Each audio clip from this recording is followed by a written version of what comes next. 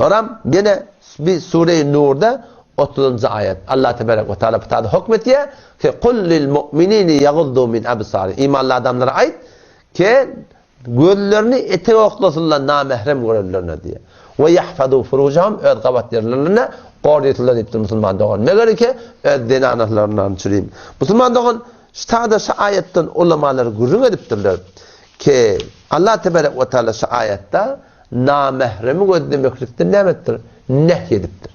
Namahrem de her suret insan eğer ihyanın malın gözüne gelse şunu nemettir? Gözünü ete okumak gerek. Aşkhasiba manende Yusuf Qarzavi.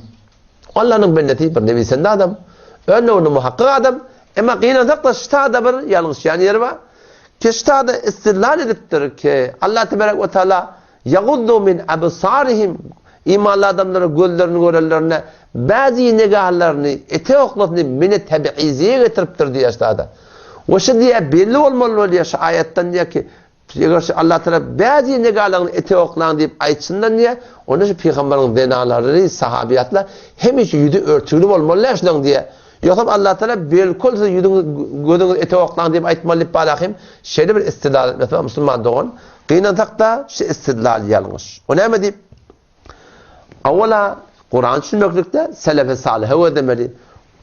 Yüzü örtmekliğin hakkında fakat bu ayet delillerde ayet pencano Sure-i Ahzab mahsus zenanan yüzü örtmekliğin hakkında inildi. Kararda bir ayet Kur'an'ın hüküm vermekliğe. Ondan sonra Müslüman doğan karar dedi fakat zenanan yüzü görünenle erkek adamın meyil tavılsın. Anladan bir zenana geliyor yürüyüşü, bolup gelişi. Şoňa meňaşmalaky haýsy bir suratdaki insany meýlettiriýär, hatmin yüzü görnenli erkek adam malaky meýletýär diýen guru ýok. Oturonna ýeli uranna barda edenne erkek adamy özüne denana meýlettirýär. O şu taýdan Allah Tebarek ve Teala ştada meni tabiiziye bilen getiripdirdi. Ulamalar nämet ýerler şu gurun açıklaýarlar musulman dogan.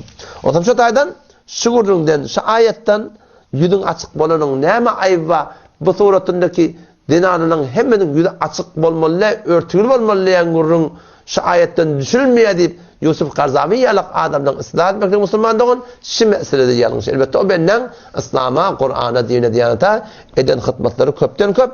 Ama kıynatak da şuna hakkında varakayım şu mesele yanlış Müslüman doğun.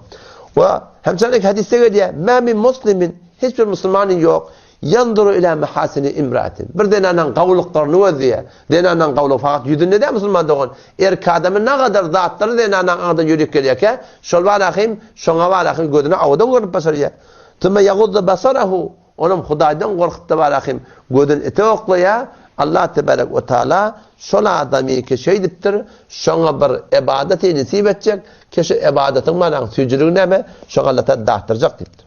Otam şu taydan lazım del her bir negahi denana haram olsun ve lazım hem del fakat yüzü görünende varakayım göde tevakkamak olsun anırdan denarla geliyor karası geliyor sen daştan gödedin gödemedin gödüne düştü düşmedi o tayda gödün etevakkamal diyen gurun o tayda kişinin meyli tapılmıyor ve şuna meğdeş varakayım hatmin yüzü görünende gödüne tevakkamalı kalan yerlerinin hakkında gödemeklik icazı diyen gurun hem Müslüman doğun bir hiç olmaz suratında şundan varakayım düşünmeklik doğrudur.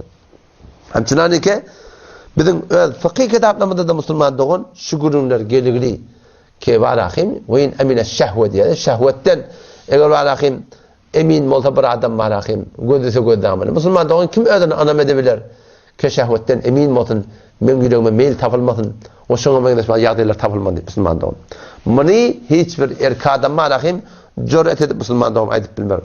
O zaman şu taydan şu ayet Kur'an hükmediyor ki eğer biz gözümüz namahreme düşse o şu göze düşmeklikte ve her suratı olsun bedeni olsun hayti bir suratta olsa da neme şol eğer insanı meylettirecek olsa o şu suratını malakım şol sebebe fitne olacak olsa hatmin erkek adam ne etmeli öz gözünü Müslüman doğanım etek oklamaklık gerek.